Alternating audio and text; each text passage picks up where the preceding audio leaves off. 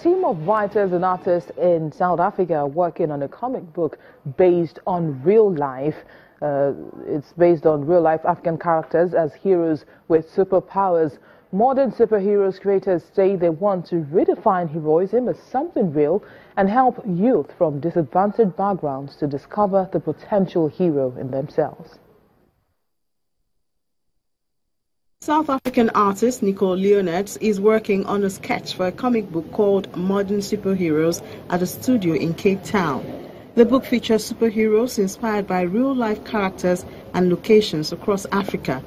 Nicole is part of a group of creatives using caricatures to inspire the youth by introducing them to superheroes they can identify with. Many comic book enthusiasts admire characters like Superman and Batman that are a world away. Modern superheroes characters come from familiar places and face challenges that many young South Africans know well. These are people that I can relate to because I see how they live and I've experienced how they live as well, and like I hear their stories, you know. So for me to come up with something and to just like draw inspiration from this, it is much easier. But I guess you can draw inspiration from anything really, but since I can relate to this, it is much easier, yes. The pilot issue, Kazimla's Adventures, is partly based on the life of an adventurer and mountain climber Mondesi Tall. He runs an adventure club where he organizes expeditions for young people and talks to them about their challenges and aspirations. Monde has been working closely with the illustrators of modern superheroes so that his story can inspire even more people. A lot of our young people, especially in the township, they are like fishes swimming in a pond, not knowing there's a greater sea out there. So when you expose them to a reality, in this instance, the comic book, there's something intrinsic in them that gets switched on, you see.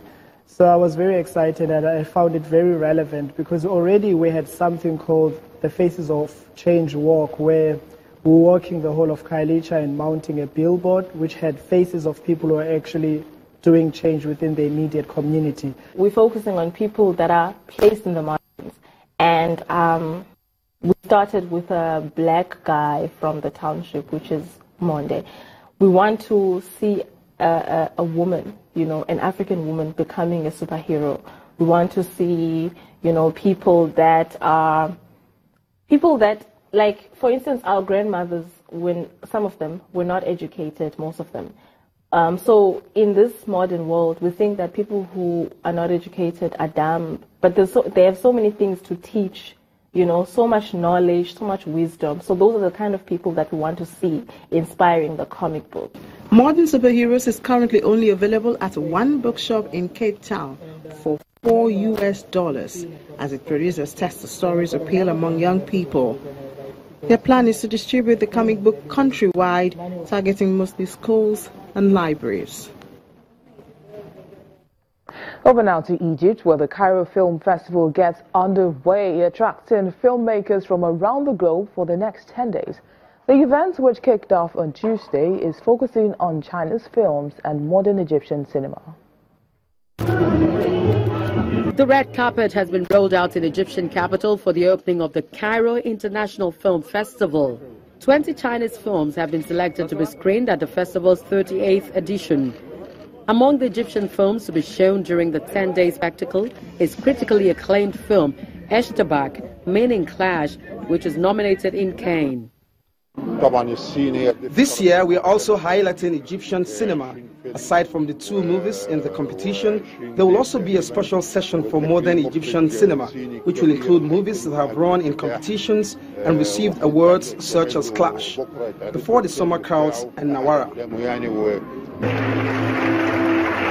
Egypt has selected Eshtabak for the foreign language category in next year's Oscars. The cinematic event opened with a screening of A Day for Women set in an impoverished Egyptian neighborhood with a focus on a youth center that assigns a women's only day for use of their swimming pool. The film is Egyptian director Kamla Abu Zekri's fifth feature and looks at the struggles and societal pressures of Egyptian women in the society. The film features prominent Egyptian actors, including Nahid El Sabai, who attended the festival's opening ceremony. I'm participating in the festival with the movie A Day for Women, and I'm delighted that this film will open the festival because it means that people really like the film. During the festival's opening event, Chinese filmmaker Jia Zhangke was awarded the Fatin Hamama Award of Excellence, which was launched in last year's edition of the festival to honor artistic contributions to cinemas. Hamama, a prominent Egyptian movie star, died in January 2015. 75 guests representing 32 countries will attend a 10-day event where some 200 movies will be screened. The festival runs from November 15th to the 24th.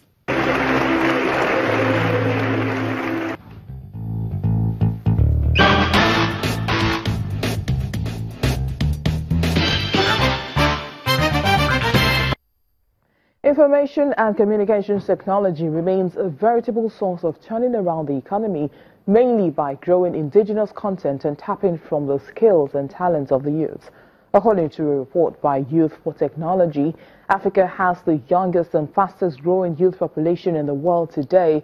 The number of young people in the continent is expected to double by 2045, and the youth under the age of 25 represents 62% of sub-Saharan Africa's unemployed population.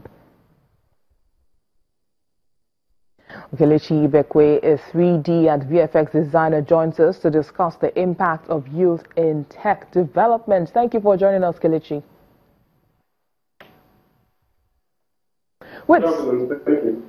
With so many opportunities in the ICT industry, how best do you think the youths like you can position themselves well in the industry?